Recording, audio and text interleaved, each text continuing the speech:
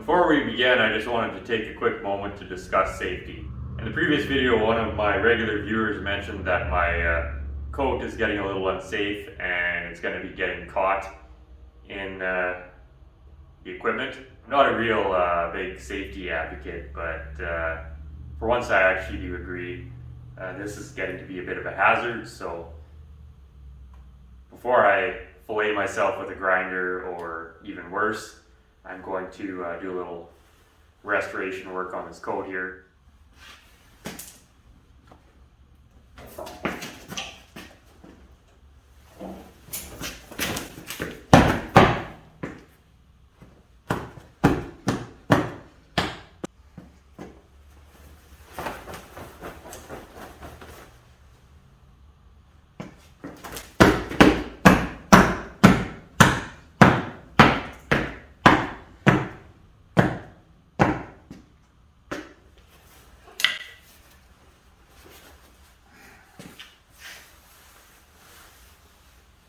I think that about took care of any loose threads, so now we can safely use the grinder without causing any bodily injury. Anyways, thank you, and tune in next time for more safety tips with Kyle. I'm back working on this fender again, and today I need to fabricate a new wheel arch for this area. It's pretty chewed up. I promise you this is going to be the last video on these fenders, and then we're moving on to something else. So if you can suffer through this, I would sure appreciate it. Thank you. In the next video, I'll be demonstrating how to clean burned coat fragments out of your English wheel.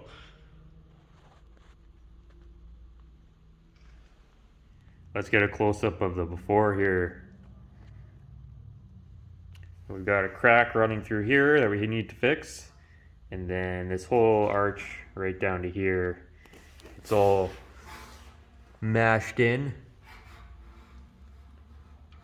and then somebody filled it full of lead and didn't do a very good job. Lead is just glorified Bondo, so sometimes you can fix stuff, but the problem here is this was all hammered into a sharp peak right here, and it's actually split all along here, and then it's been ground to basically paper thin, and so there's not any option here other than replacement. So there's a couple different ways to tackle this repair. There's the right way and then there's the wrong way, so naturally we're going to do it the wrong way. So I'm going to break this down into basically two separate repairs. I'm going to build this, and then we're going to build a patch to replace this cracked area. So to start out, we're going to reconstruct this arch here, and for that I've just got a piece of 18 gauge, flat piece of 18 gauge.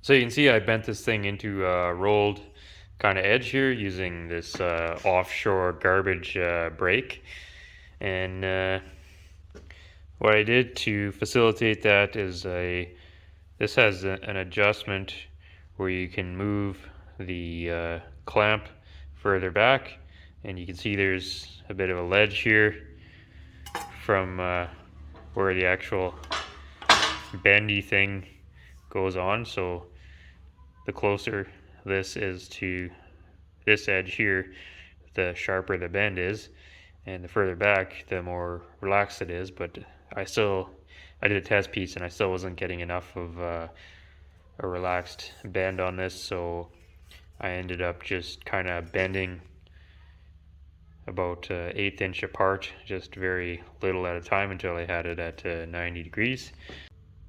And now when I lay it on the panel, this radius is, basically the same as the radius on the fender that I'm trying to replicate.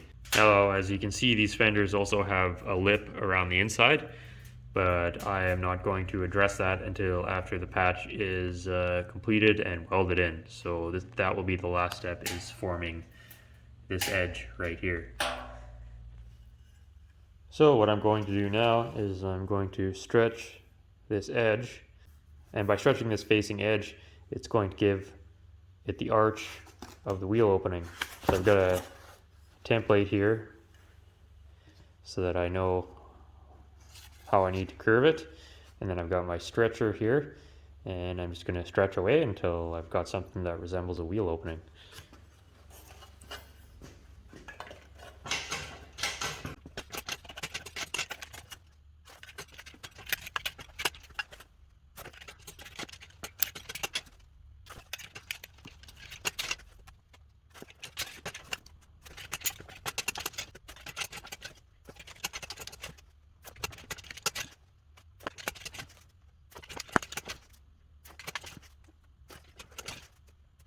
You can see we got our rough arch roughed in, but there's a certain amount of collateral damage that goes along with this. So you can see this is all glorpy and uneven and warped and twisted, and we may have to do some shrinking now on this side.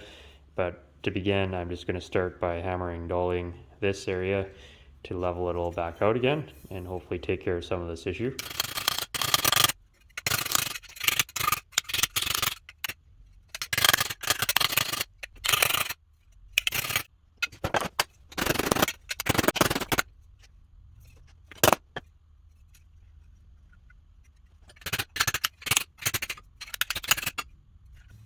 Okay, well, this thing's got quite the Tennessee swale to it.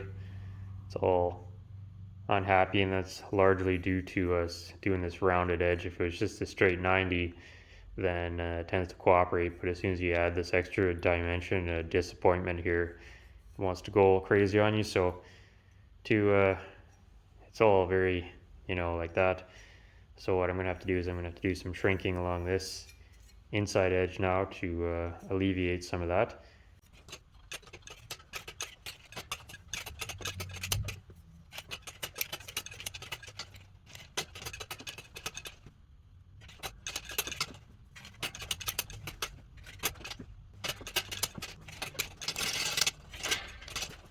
And I mentioned that we're going about this completely wrong.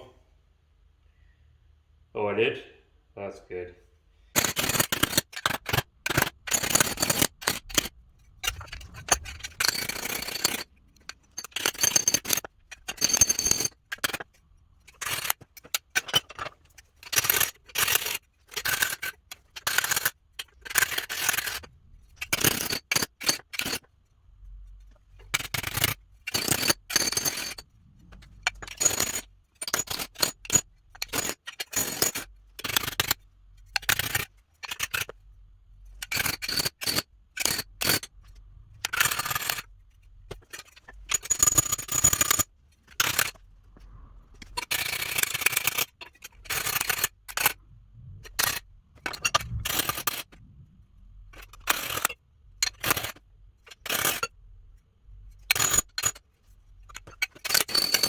This video is sponsored by Lazy Hound Racing. Mick and his two basset hounds, Joseph and Mary, have nothing to sell you and don't offer any services, making it the perfect business. But they did pay me $50 to put in a good word for them. So everyone say thanks to Mick, Joseph, and Mary at Lazy Hound Racing for sponsoring this video. Now let's get back to the action.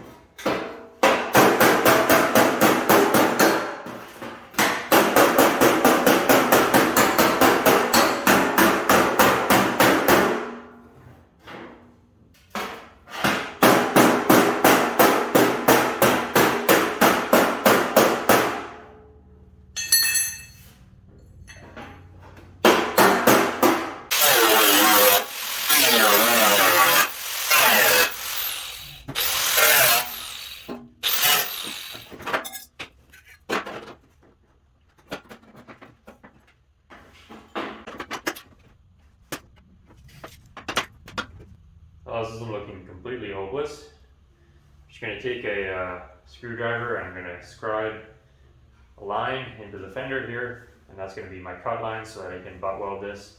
And in theory, if I cut this all directly to that line, I'll have a nice tight gap for welding. And if I fail, then I won't.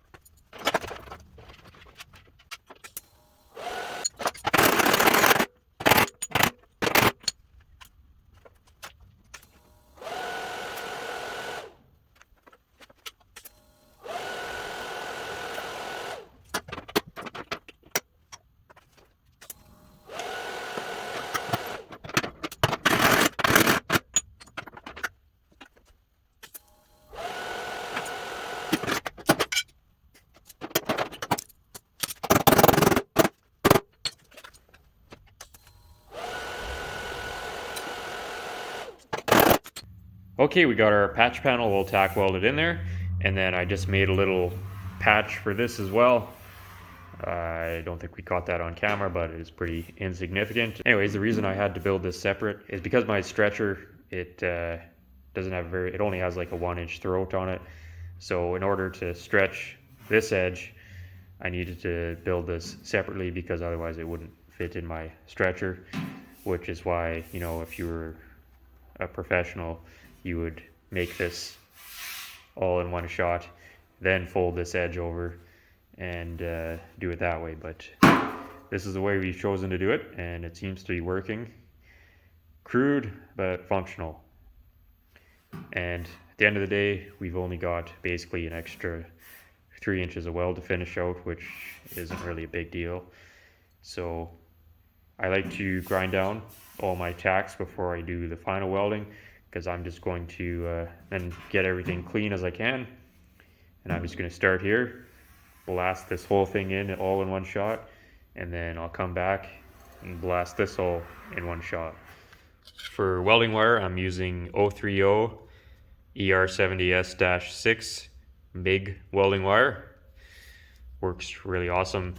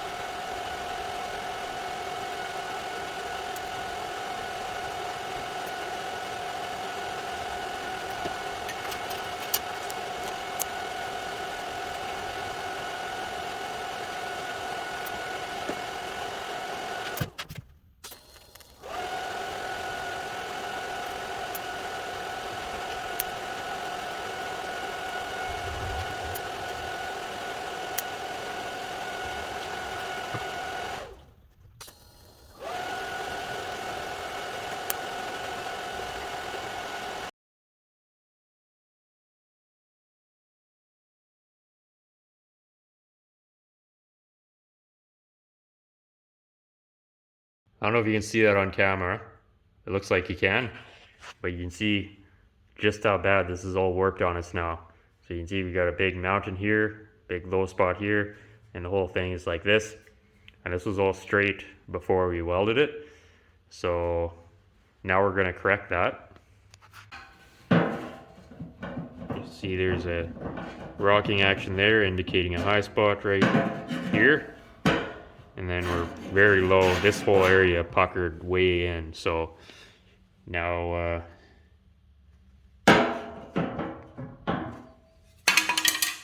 this is actually going to be very easy to correct.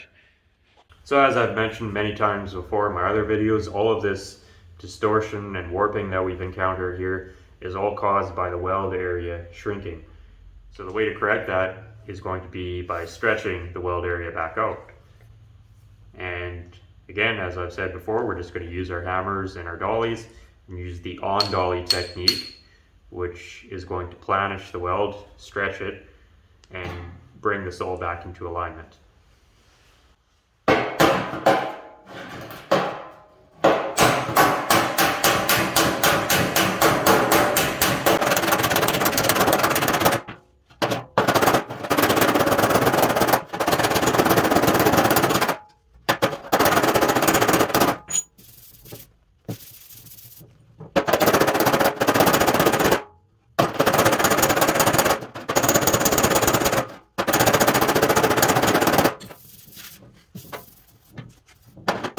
Because this area is so sunken in, I'm actually going to hold my hammer on the backside, hammer from the backside, and hold my dolly on the outside, which is still going to stretch the weld, but it's just going to help it get moving in the right direction rather than if I just try hammering on it here and pushing up. It's going to take a lot of pushing up force to actually bring this up, and I could actually end up just creating a bigger low spot. So we don't want to do that, obviously.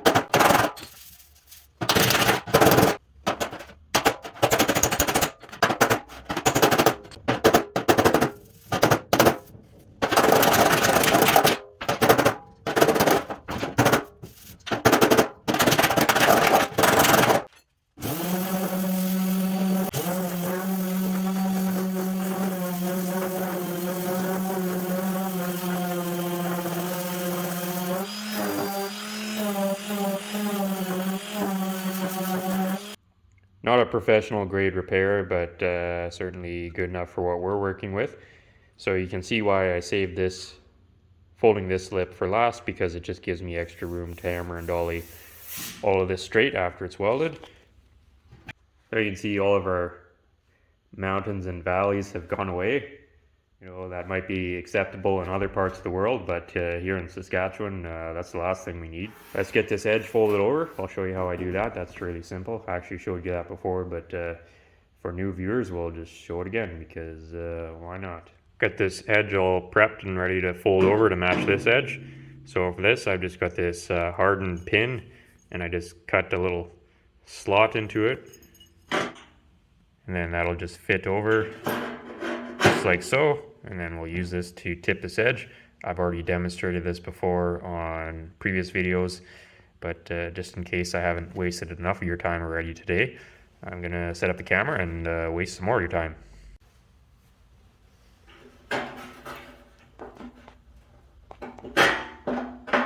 I started on this and got partway through folding this over and realized the camera moved, so that's really fantastic news. I'm just using this to fold it over small increments at a time. So just like if you were doing a door skin, you want to just do this all in very small increments. If you try to do it all at once, if you folded this all over at once to 90 degrees and just try doing the whole thing like that, what it'll actually do is it'll start to grab the outside and put waves in it. So the key to this, as I said, just very, very small increments at a time. Make several passes all the way through here.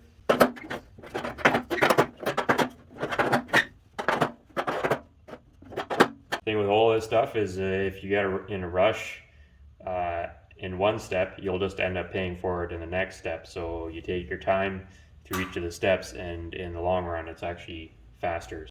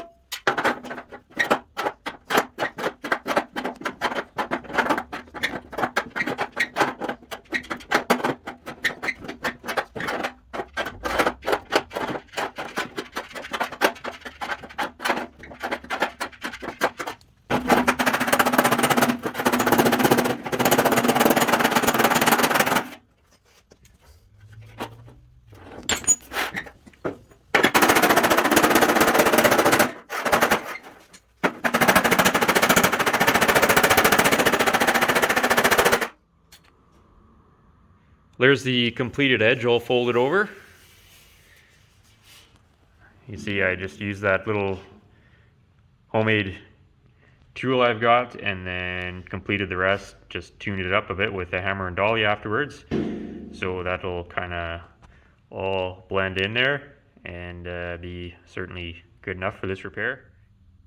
Just take a final look at the repair there. So straightened out again, somewhat convincing, or at least it will be after we get done doing the bodywork on this fender and smoothing it all out. We weren't going for a show quality repair on any of this stuff, just trying to save more junk, and I believe we have. See, the ocean is all calm again, there's no choppiness to it, so that was all fairly simple to get straightened out.